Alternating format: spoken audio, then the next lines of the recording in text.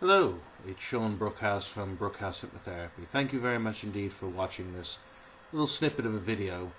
Today I want to talk to you about how to choose an effective or competently trained hypnotherapist or hypno-psychotherapist. It never ceases to amaze me in the 22 years I've been in practice. So few people actually ask, "Excuse me, Shaun, are you qualified? How long have you been doing this? Are you registered anywhere? Is there a way that I can get redress if I'm not happy with the services that you provide?" Now, oftentimes, especially in this age of the internet, if you're savvy with a website, if you have a good designer, you can make the most ill-qualified individual look highly professional through using good ideas within internet marketing, SEO, etc. I'd like to offer you some suggestions as to how to actually look for a properly qualified hypnotherapist or hypno-psychotherapist. First, always ask about the training that the person who you wish to see has had. Now, for a hypnotherapist, usually that will entail 450 hours of training, 120 of which have to be face-to-face hours, with the remaining 330 in terms of home study, distance learning, etc. I strongly recommend that you avoid anyone who has simply had a correspondence education as far as hypnosis is concerned. Correspondence education is fantastic, and for CPD and other methods, and for people who are already qualified, the idea of learning additional skills and technique through correspondence is perfectly reasonable. However, you wouldn't go to your dentist or your GP or your accountant or lawyer if all they did was train online or read a book and write a paper. It's imperative that the person to whom you are entrusting yourself has actually had some training in ethics, in how to hypnotize.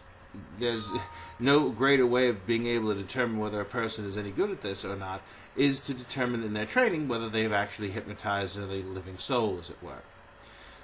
Other than their training, now for hypnopsychotherapy I should say, is an 1800-hour master's degree level training, which is level 7 in our sort of hierarchy of levels of education.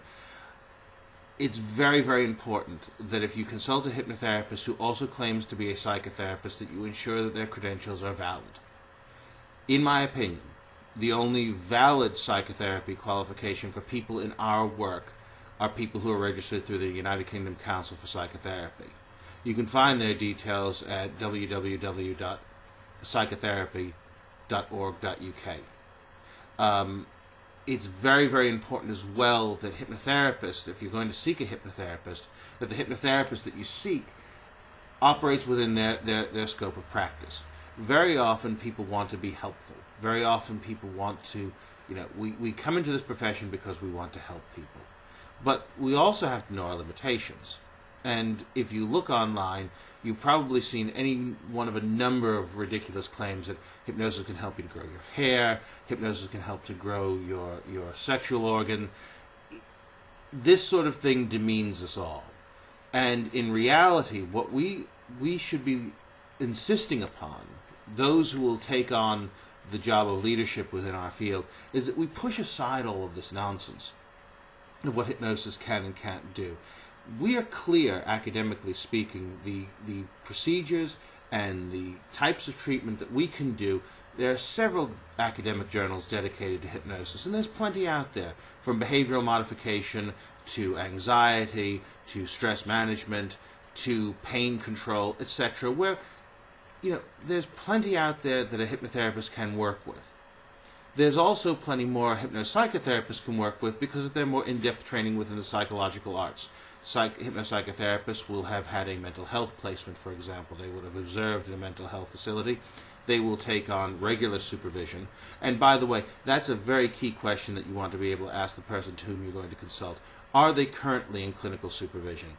Because clinical supervision is the way that you, as a member of the public, are protected whilst the profession is still in a flux, regulatory speaking. In other words, in December, 1st of December, the register for the Complementary and Natural Healthcare Council will open for hypnotherapists and voluntary self-regulation. Now, voluntary self-regulation is at least a step forward in our profession's evolution. However, good clinical supervision is a must for practitioners because it helps them to stay safe. It helps them, they take issues that you may bring to your sessions with them to discuss with a senior practitioner who can help them to find other ways around assisting you. Now, that's a very important question. Never be afraid to ask for it. Never be afraid to ask, does the practitioner abide by a code of ethics?